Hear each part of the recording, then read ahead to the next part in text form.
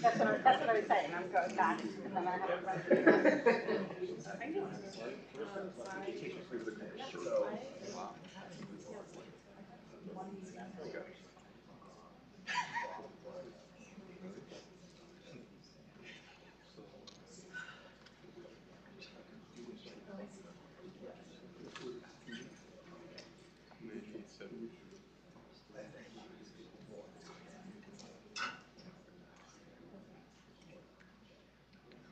Welcome to Big Tech Censorship. How does the First Amendment apply to the Internet? Please welcome Kara Frederick, the Director of Heritage's Tech Policy Center.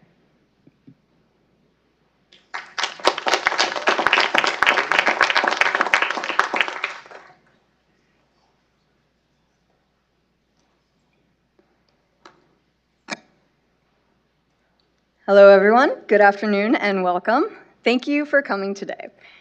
My name is Kara Frederick, and I am the director of the Tech Policy Center here at the Heritage Foundation. The Tech Policy Center seeks to address what I believe is the fight of our generation: to hold big tech accountable and to center the development of emerging technology firmly in the corner of human flourishing. Today, tech giants work together to disadvantage or destroy existing and potential competitors, undermine our First Amendment freedoms by suppressing speech they don't like, often hand in glove with the US government, and collude with authoritarian governments like the CCP. Our goal is to put power back in the hands of the American people through a combination of new reforms: antitrust enforcement, and policy and technical measures that put an end to its abuses. No doubt, that should provide plenty of fodder for our speakers to dissect today. But before we get to our debate, I'd like to introduce Adele Malpass, president of the Daily Caller News Foundation, and the woman we have to thank for today's event. Adele, over to you.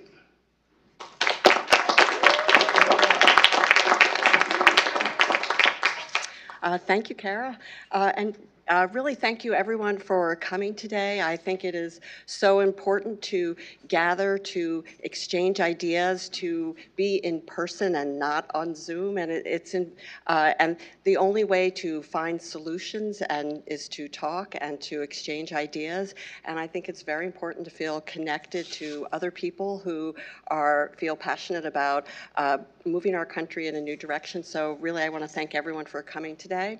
And then I'd like to thank the Heritage Foundation for partnering with us for this. It is great to be here with people who at the heart of what the Heritage Foundation does is exchange ideas, and that's what today's debate series is really all about. We are at a pivotal point with big tech and censorship it is a issue it's a wedge issue for the election, and we need to be discussing this idea. It is a complicated idea where the solutions don't feel often very clear cut, and so today's debate is a great step towards talking and exchanging ideas on this important issue. When you think about how polarizing this issue is, really in the last 2 weeks we've had two really big events. We've had Elon Musk buy Twitter, and then that was followed right by learning that the Department of Homeland Security has created a disinformation governance board, which of course was very quickly called the Ministry of Truth. And so we have many issues going on in this area, and this debate is very important for this topic. I'd like to thank our partners, our generous supporters of this. This couldn't be done without the Arthur N. Roop Foundation or the Karpus Family Foundation. Their vision of exchanging ideas, of having someone from both right and left. So today we're going to have someone from the Brookings Institution here at the Heritage Foundation, and I think it is very important to exchange ideas and to really have people understand your point of view. You have to really understand both sides. So, and before I turn it back to Kara, I'd like to take 1 minute. People during lunch were asking, what does the Daily Caller News Foundation do? And at the heart of what we do is we report factual news and breaking news every single day. We were founded in 2011 by Neil Patel, who was worked for Vice President Cheney, and of course Tucker Carlson, who needs probably no introduction, although it's sometimes good to remind people that he is a 30-year journalist. And so we have three main areas. We have a American Journalism Institute, which is our fellows program, and we train young journalists, young people to be journalists, and it is really considered the gold standard of journalism training programs. And then we have a content group of policy reporters, investigative team, and video journalism. And then we are one of the only nonprofits that has a newswire service, and we have 300 licensed partners, everyone from Fox News. We have Heritage's Daily Signal. I recommend that you sign up. It's a great product, and they're one of our licensed partners. And the dailycaller.com is also one of our licensed partners. And so that's what we do. We are a growing media organization, and we are hiring reporters. Our metrics on viewership are going up all the time. And we are also expanding our commentary section under something called Big Tent Ideas. And I think this debate forum is part of that, is the concept of exchanging ideas and listening and learning from others. So with that, I'd like to turn it over to Kara.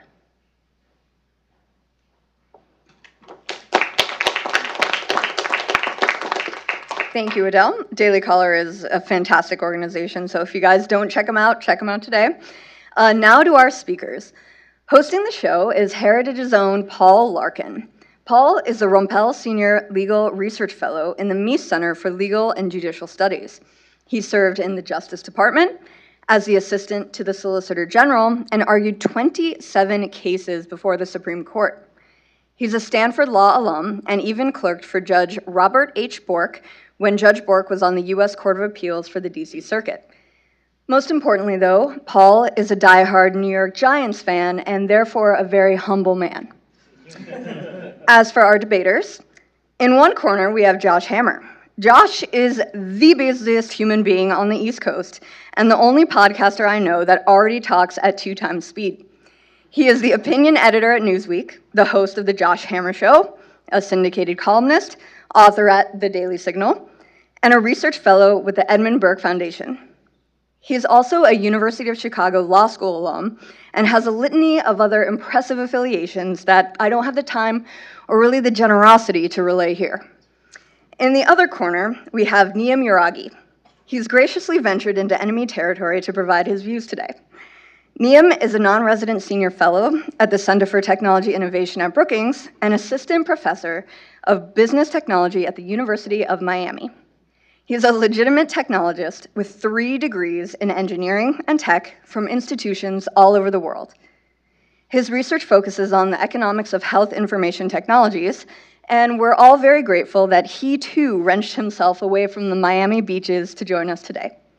And with that, let's get started. Paul, over to you.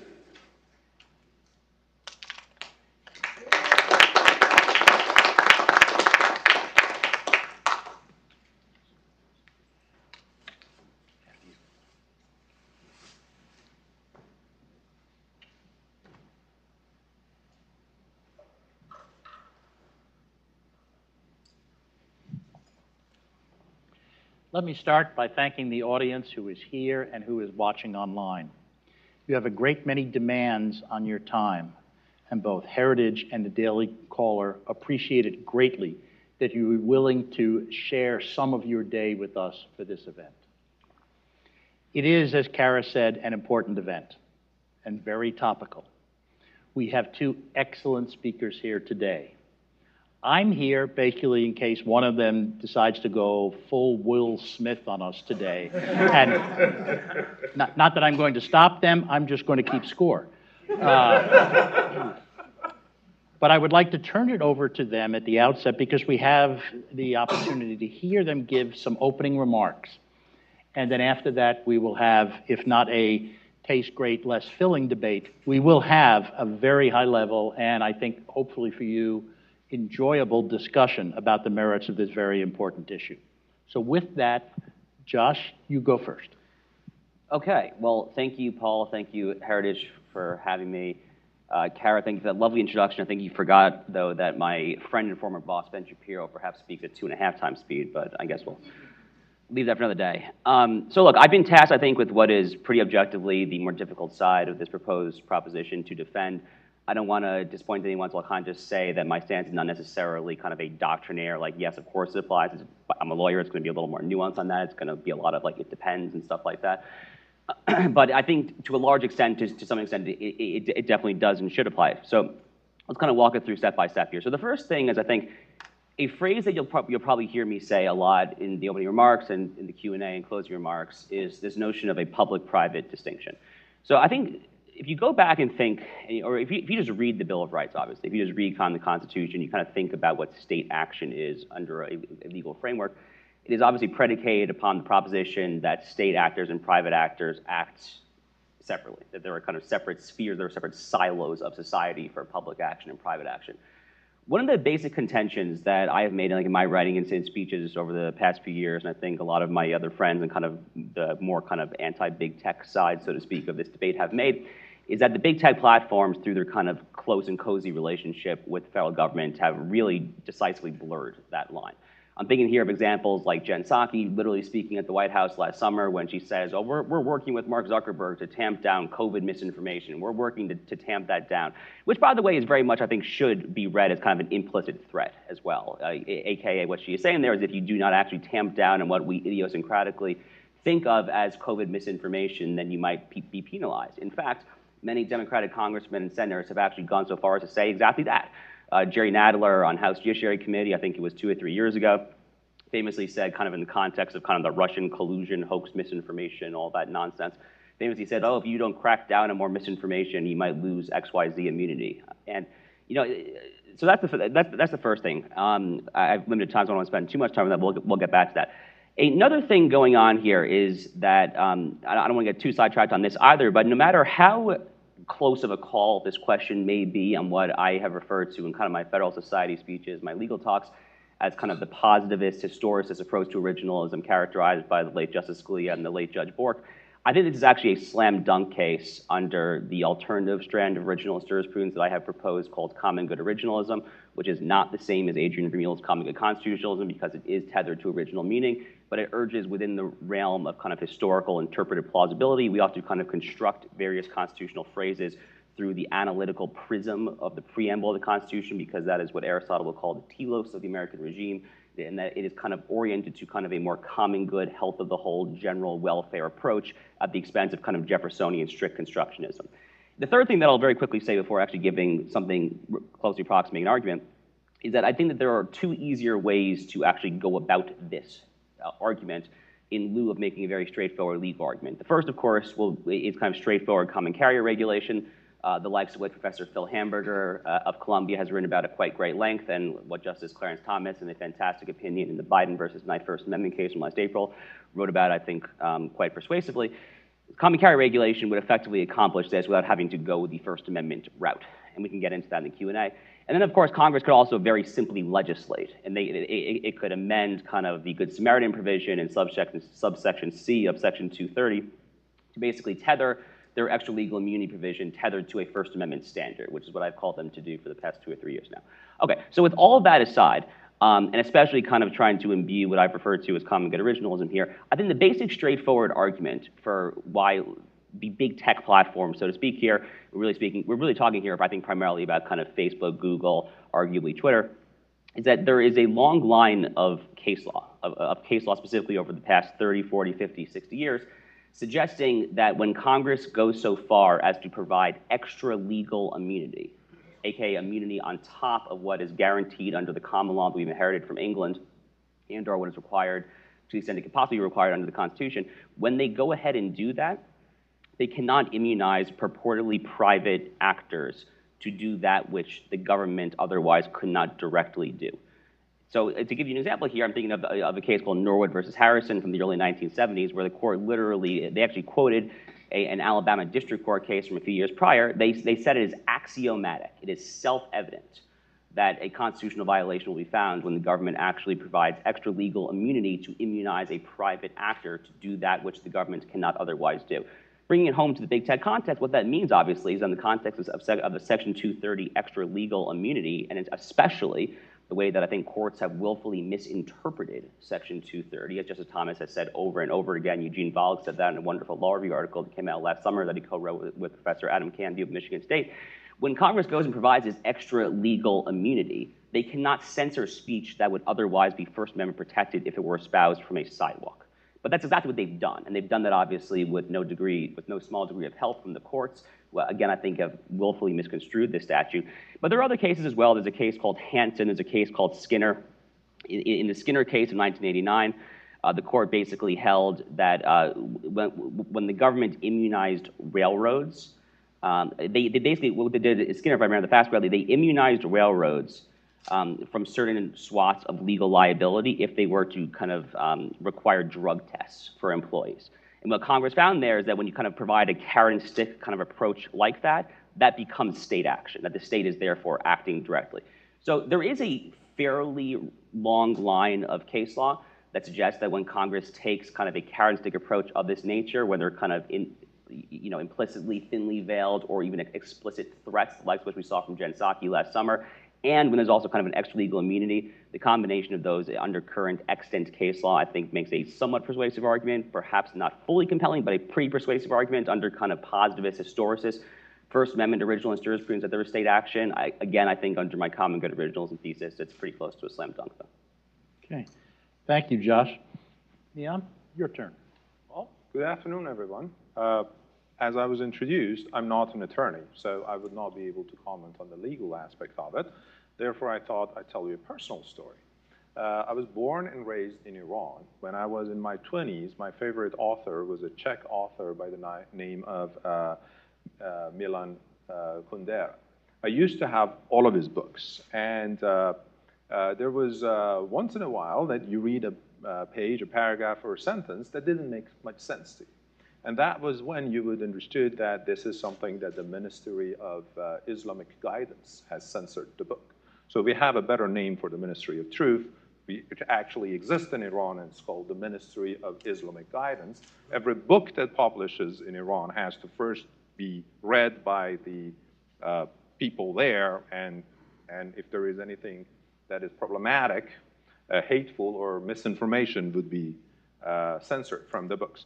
So in my 20s, my dream was to come to America just so I can have the English versions of these books and read them without censor. And I think that is what is unique about America, freedom of speech. That is what was luring me to America. And I'm pretty sure that it is the same thing for a lot of other immigrants, especially the ones who come from countries like me, whom freedom of speech does not exist. It is therefore not very fortunate for me to see that a lot of people are arguing against freedom of speech. One common thing that we hear nowadays is that, well, freedom of speech does not apply to misinformation or hate speech. And I have a big problem with that argument for three reasons. The very first one is that I think it is very difficult to implement because it implicitly assumes that there exists an authority that has the highest moral and ethical stand that can decipher the intent of the speaker to see whether or not the speaker is hateful or not. And also, in addition to that, that authority knows everything that there is to be known in the world so that they can precisely determine whether something is misinformation or not. The second argument against that is, I think, the misinformation and hate speech is the only speech that needs First Amendment protection. You know, if you go to Iran and shout that I love the supreme leader, and whatever he does is right, you would be very welcome. You would not see any repercussions. But if you say that I hate the supreme leader, or if you dare criticize anything that he does, then you would wish that you were in America and you were protected under the First Amendment.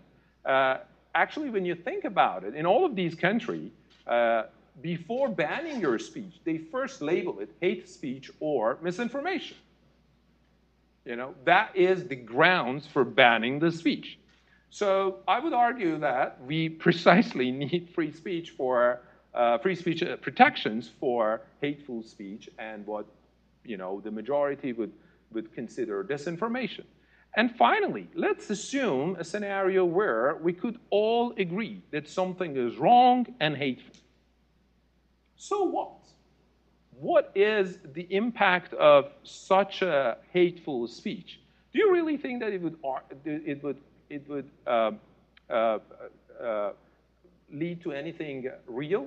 I would argue that it actually lights a very positive shine on reasonable and correct speech, because in comparison, you would be able to see how different these two views are.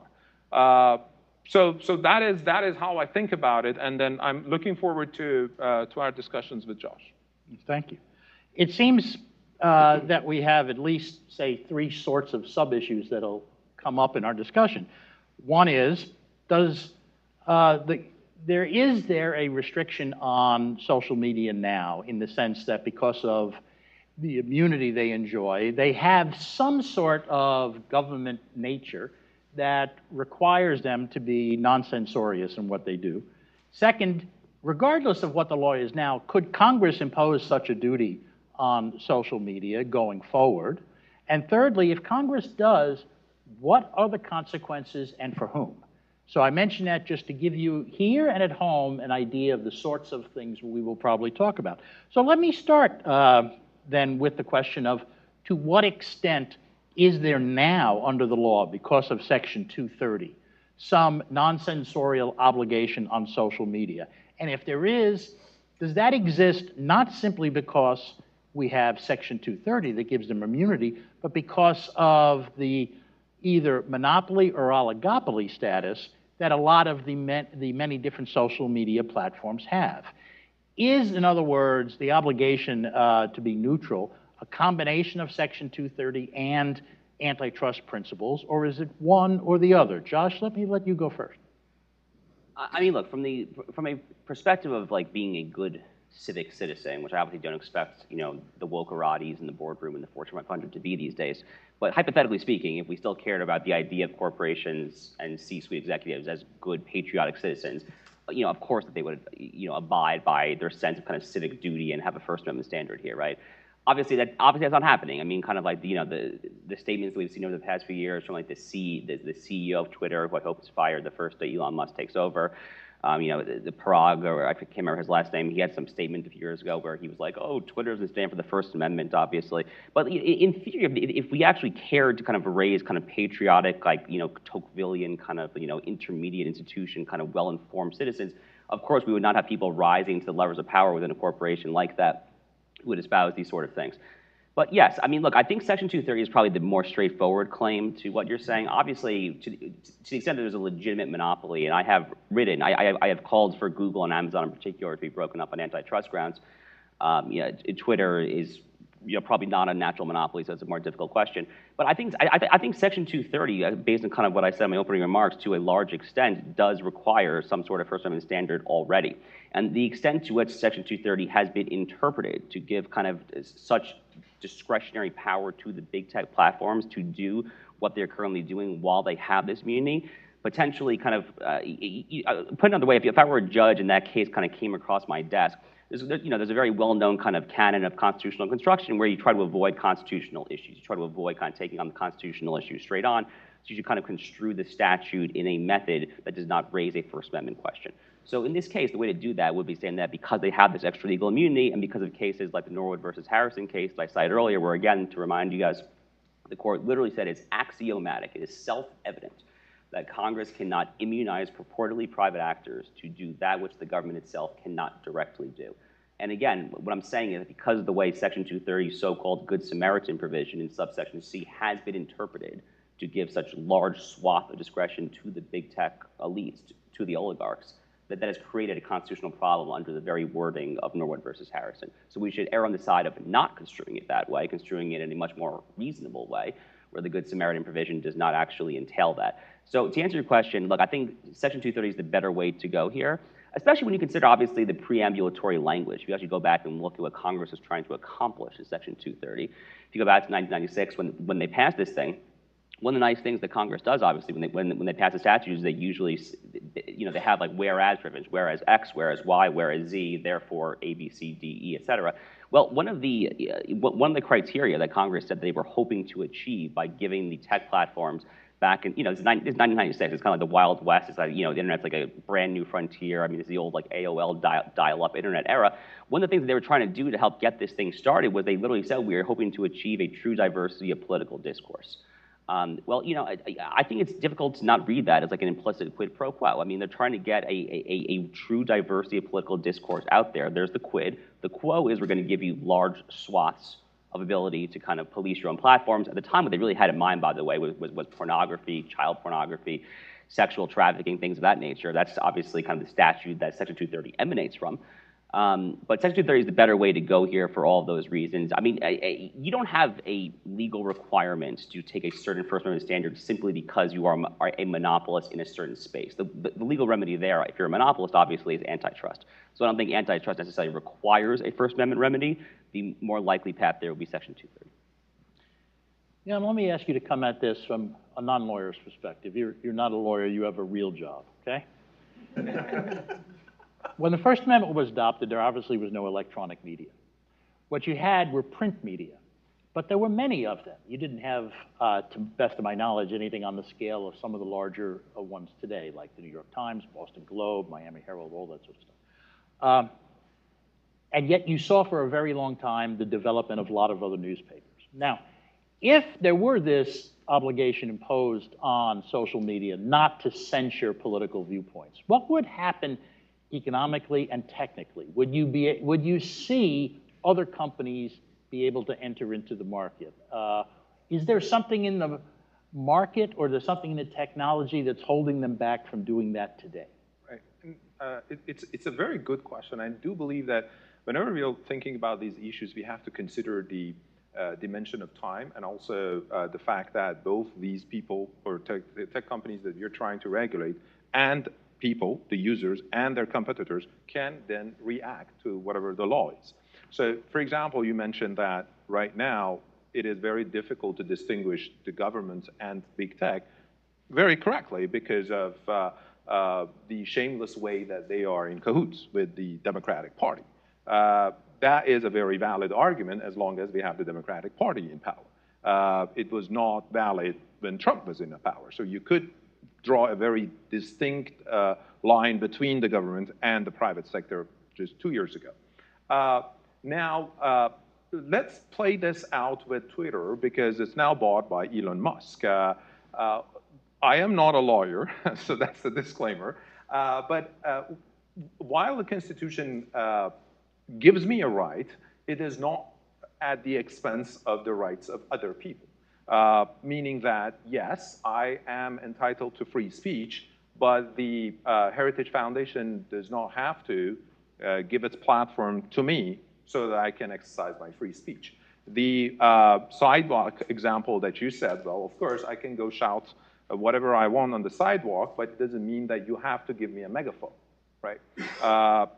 With Twitter, I do agree that it would be really good if everybody could say whatever they wanted. But what if Elon Musk said, you know what, I'm not going to do this. I don't want to do this. It's not economically or politically beneficial for me to continue this, so I'm going to shut it down. Are we going to say that that is a violation of the First Amendment of 330 million users of Twitter, therefore you can't? Isn't that involuntary servitude that we are imposing on Elon Musk to run a platform so that we can enjoy our First Amendment? So when we play it out, it is a little bit difficult. Now, the same goes with Section 230. The reason I think that it was put in place is to allow the internet economy to grow and to exist. Because if we think about it, the amount of content that is published on Twitter in 24 hours is equivalent to the amount of content that is published by New York Times in 182 years, right? How are you going to have editorial power over it? You can't. And the moment that we take that immunity from them, you open the floodgates of lawsuits. It would be really good news for lawyers, but it will be the end of big tech in the United States. And it does not limit to Twitter or Facebook or what we can say on those things. It will very soon spill over into other things, because if somebody can argue that Twitter should be held responsible with the same standard that New York Times is being held responsible for the content that is published on the platform, then how difficult it would be from a legal standpoint to argue that, you know what, Google also should be held standard if I'm exchanging emails that would lead to some terrorist activities. So isn't it then in the interest of Google and all these other communications platforms to have even more knowledge of my private communications, and then wouldn't that undermine my Fifth Amendment rights, my rights to privacy? Well, all of these big corporations. So I think we have to think about this in a longer perspective. And with the longer perspective, don't forget this thing, that of all the average lifetime of S&P 500 companies is 22 years. They die. We are just assuming that 5 years from now, Twitter will be there and Facebook will be there, and they're going to be exactly like that. They won't. And as soon as you create a scenario where most of your user base, or at least 50% of it, are really outraged by the type of the services that you're providing, by what you're doing, you would open up the doors for your competitors. They can comment and they can change. Now, it is important to know that technologically and economically, we did not have that possibility so far. Economically, due to the fact that these platforms thrive on network externalities. That is a scenario where you can only have a winner-takes-all situation. You can only have one Twitter, because you want to be on a platform that everybody is, right? So as soon as somebody advances a little bit, then that's going to be the winner. It is very difficult to imagine, for example, Getter or Truth Social can become any serious competitors for Twitter, not because technologically they are lesser than Twitter, but because simply Twitter has a larger user base. Therefore, if you tweet something on Twitter, a larger audience would see it, and as a user, you would be inclined to tweet on Twitter. President Trump himself would rather tweet on Twitter than Truth Social, simply because it has a wider audience, right? So that is the first one. And then the second one is the fact that now, I think, we have access to these decentralized technologies based on blockchain that would allow creation of platforms that have a much more decentralized governance structures, in which users would have a much stronger say in them, so that they can have a more significant role in setting the rules. And also they would be much more immune to being censored, because by design, these platforms and the content on these platforms is very difficult to be censored. So while I do agree with the notion that what these platforms are doing is not right, I am much more optimistic. I do not really like the government to come in and do anything about it, because I do believe that a capitalist market and an open market would solve the issue in the long run. Well, you mentioned something. You mentioned government. Let me come at this whole issue from another perspective, and I want this to be a toss-up. Either of you can answer. Talk about the problems of elections, okay? Does social media have the ability to influence the outcome of a federal election? And if it does, what can we do about that? I mean, for example, the Hunter Biden laptop story was not suppressed by Twitter, but they wouldn't allow it to be talked about. Is a way to deal with this problem, rather than say take away all of the immunity that someone has, come at it in a smaller way. In the last 30 days before an election, require the social media or prohibit social media from censoring anything posted by anyone who is on the ballot for office, so that anyone on the right or the left, Republican or Democrat, can post anything they want. And this way, if somebody were running for office, they could post about the Hunter Biden laptop, even if a private party could not. Is that a reasonable solution to this sort of problem of affecting elections? And Josh, I would also like you to, since you're the lawyer of us, to address the question whether that would be constitutional. So either of you, who would like to go first? Okay, can I respond real quick to, that was a lot of what Niam just said there, but I'll answer your question as well. So I think there were three things said before that need correction, or at least some more color to provide kind of the full perspective here. The first that I heard was, the idea that there are network effects, obviously, for social media. I totally believe that. That's actually a very kind of like UChicago concept. So I'm very familiar with the idea of a network effect. That's kind of actually why in my remarks earlier when I was talking about antitrust and natural monopolies, I specifically said Google and Amazon, but did not say Facebook, actually, deliberately. Because Facebook, very much in many ways, is a monopoly. I think 78% roughly of American adults use Facebook, but the network effects are so entirely profound that's not entirely obvious to me as a prudential matter that antitrust is the right way to go. I would actually personally prefer common carrier regulation along the lines of what Justice Thomas has outlined for Facebook. One other thing that I think needs some additional color. Look, I agree with the idea here, I remember the exact statistic, it was like 182, a year in the New York Times, 24 hours a day in Twitter. Look, I don't necessarily want Twitter to staff up with like 1,000 or 2,000 or 3,000 engineers to monitor all this stuff. I have a very easy solution to that problem, though. Stop banning people. Stop shadow banning people. If you want to be treated like a platform and not a publisher, then act like a platform. Don't act like a publisher. Act like the interactive computer service, to use the exact term of Section 230. It's not a very radical concept there. And the obvious way to do that is by tying Section 230 extra legal immunity to a First Amendment standard, by statutorily codifying that in lieu of the Good Samaritan provision of subsection C of the statute, which is what I've called to do for years. That's perfectly constitutional. It's well within Congress's Article 1, Section 8 enumerated power ambit. It's entirely kosher as far as I'm concerned. And I think I actually probably answered both your questions there. So. Okay. Well, let me then offer Niam the opportunity. Should we look at this from the perspective of making sure that we don't have someone who's very powerful having an adverse effect one way or the other on elections? I mean, Senator Josh Hawley wrote in his book, The Tyranny of Big Tech, that there was a real risk that this would happen. Is that sufficient justification for the sort of proposal I mentioned, where for 30 days no one can censor anything if it's posted by a candidate for office? Well, I really don't know. On the face of it, it sounds something like a reasonable thing. But again, put yourself in the shoes of Twitter, right? If you are going to create rules that their intent is described as keeping the integrity of our federal elections, right?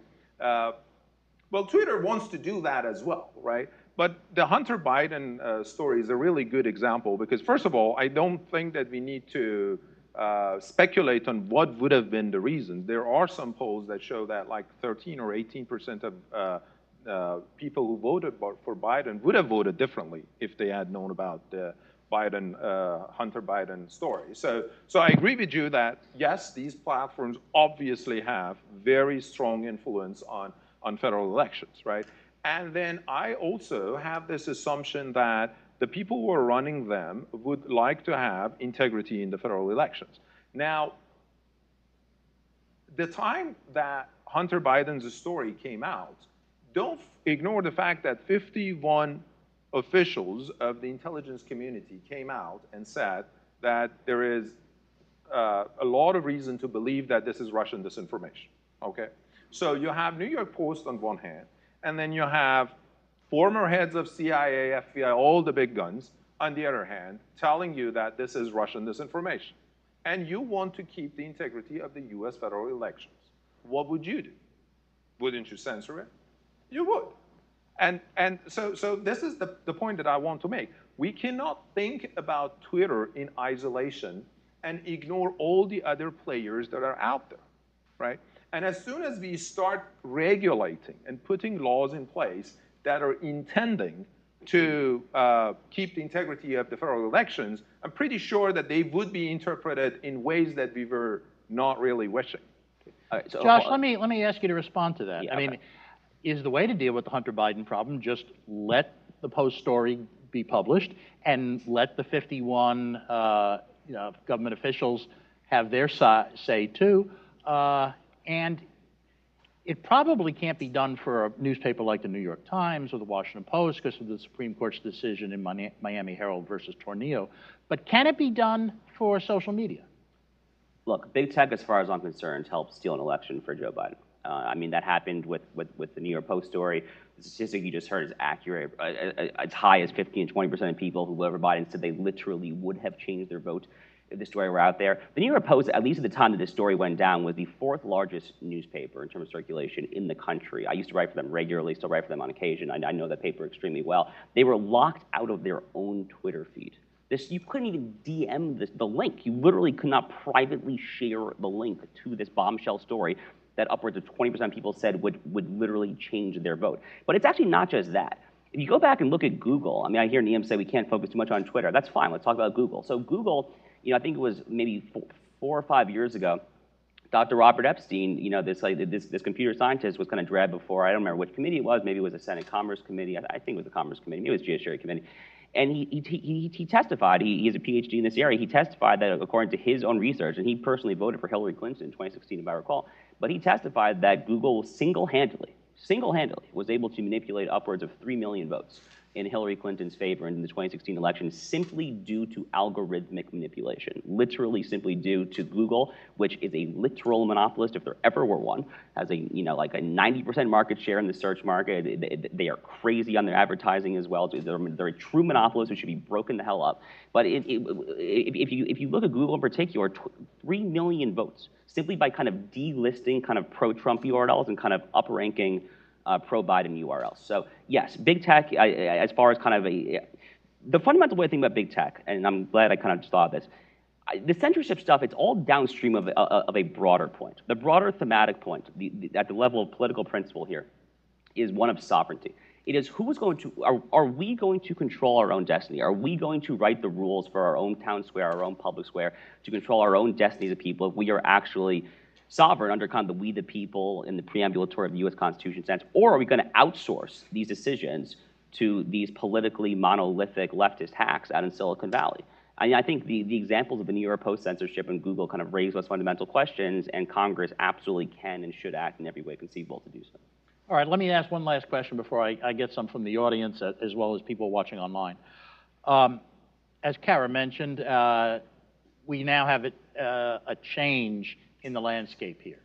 Elon Musk is now going to be the owner of Twitter. I don't know if the paperwork has all been done and all that, but from what we know, he's now going to be in charge. What do you say to this argument? That whatever the merits are of the concerns with big tech either having too much power in the market and therefore potentially violating the antitrust laws, or having too much censorial ability and therefore intruding on our First Amendment freedoms, not from the perspective of the government doing it, but just from a private party doing it. Should we wait to see what happens once Twitter gets up and running under Musk? I mean, people will argue, okay, fine, you have a good case, but let's wait. We don't need to do it now. Let's see what happens when Elon Musk runs Twitter for a while. That may change everything around. What do you say about that argument? Well, I wish I had a crystal ball to see what happens in future of Twitter, but based on what Elon Musk has said right now, it seems like it's going towards a good direction, right? He's saying that I'm just going to follow the law, and if there is something that you don't like, go change the law, and then I will react differently accordingly in Twitter. But I think Elon buying Twitter under the assumption that it will scale down the censorship and allow conservative points of views to be spoken. I see a lot of conservatives gaining hundreds of thousands of followers overnight, coincidentally, by the way. Assuming that happens, I think it's a very, very, very important change that has ramifications well beyond Twitter itself. And the very first one is that it will break up the homogeny in big tech. So in an orchestra, you only need one person to be out of tune and do not follow the conductor. That would be the only sound that you will hear. It doesn't matter that there are hundreds of others who are perfectly in tune, right? So if Twitter does not follow the message, then the whole narrative will break down. And that is a really good news for diversity of thought and ideas in this country, all right? That is the very first one. And then the second one is that we have to think of these companies as the creations of humans. You know, to quote Milton Friedman, since you are a fan of Chicago, you know, companies do not have any identity. They are just a group of humans getting together and doing things. And I was looking at some statistics about the political views of these big tech companies. I think in Twitter, it was something like 99.8% of the employees at Twitter are Democrats, right? And those are the people who build Twitter. Those are the people who come up with policies to be implemented at Twitter. Now, when somebody who is not that left-leaning, and I want to caution everybody to not just take Elon Musk being a conservative for granted. He is not a conservative, but not as lefty is a good thing, because it again would allow other people to speak up.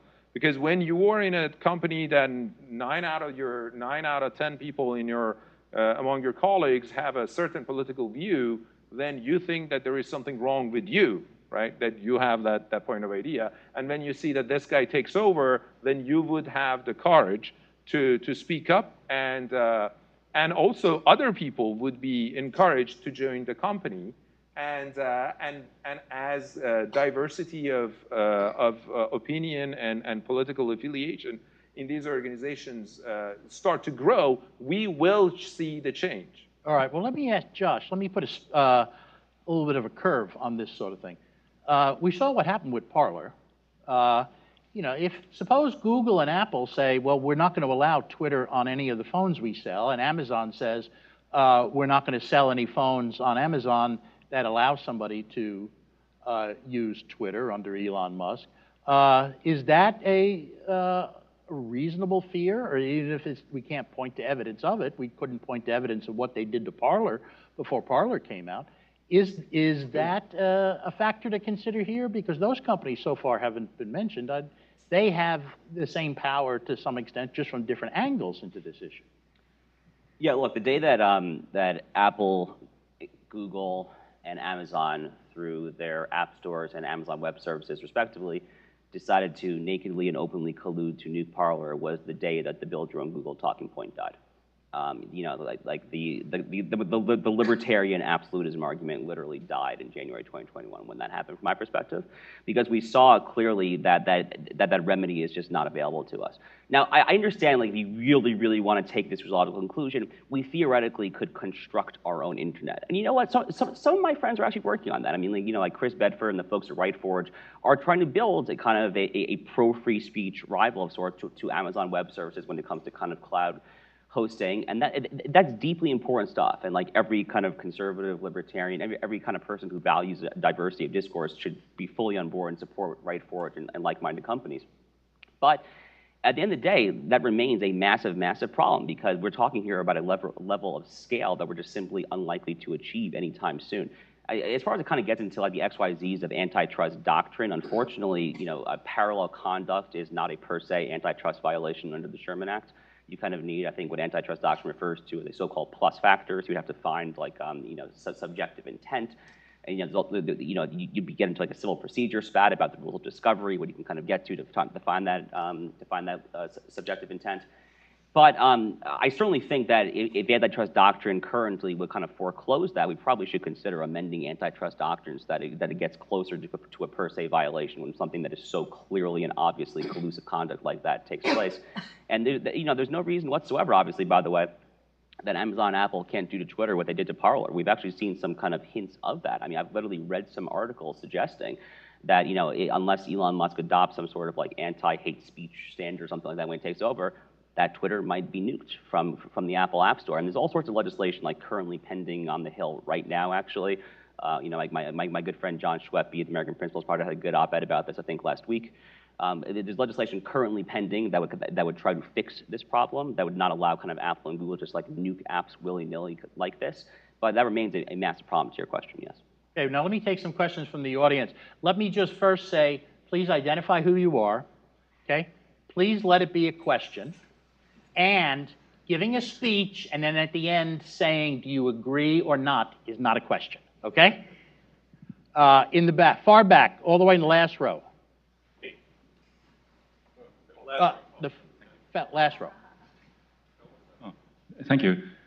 Thank you for the deep insight. I'm a heritage member and from Happy Science USA Bureau. So I have been wondering if there is any connection or relationship between big tech and Chinese Communist Party, because I sometimes feel it's influenced by the CCP. Thank you. Okay.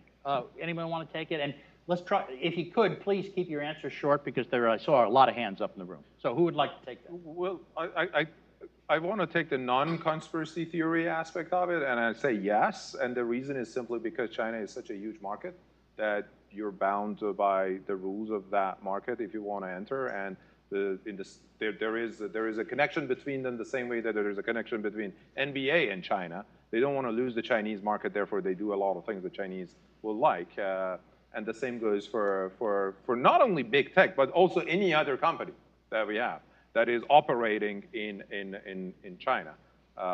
They would try to not make them angry. Josh? Yeah, look, I mean, the short answer is yes. You know, Gordon Chang's a regular columnist for me at Newsweek. I edit his columns twice a month. He had a fantastic column for me, I don't know, maybe 3 or 4 months ago about the extent to which Apple is deep in the belly of the Chinese Communist Party beast. I mean, they are actively, openly working with the Communist Party and very much on a lot of their initiatives and things of that nature.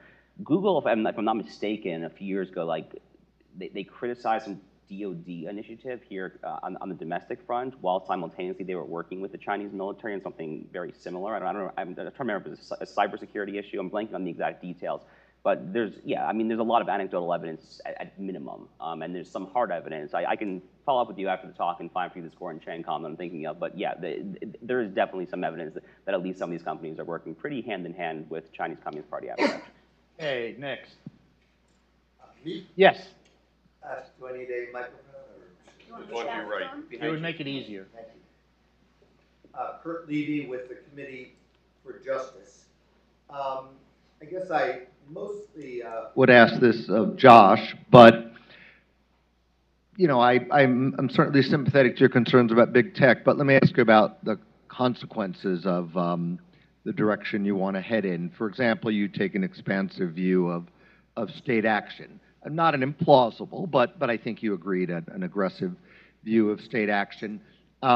Shouldn't conservatives be worried about that? I mean, that sort of the fact that we've cabined state action to true government entities for the most part is one of the few limits still on federal power. And then also a lot of the solutions that you would favor, whether antitrust or Section 230, involve government bureaucrats or trial lawyers. And again, conservatives tend not to like either. So I'm interested in hearing from both of you. Go ahead, Josh. Yeah, look, I think the time for that line of argument has just totally passed. That line of argument might have been sufficient 20 or 30 years ago or so.